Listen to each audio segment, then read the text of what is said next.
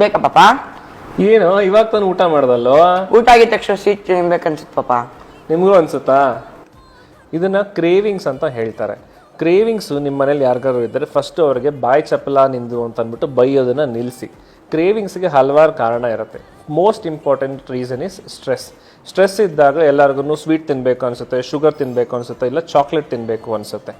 Second reason is mineral deficiency. ಈಗ ಚಾಕ್ಲೇಟ್ನಲ್ಲಿ magnesium ಇರುತ್ತೆ. So magnesium deficiency ಇದ್ದರೆ ಚಾಕ್ಲೇಟ್ ಜಾಸ್ತಿ ತಿನ್ನಬೇಕು ಅಂತ ಅನಿಸುತ್ತೆ.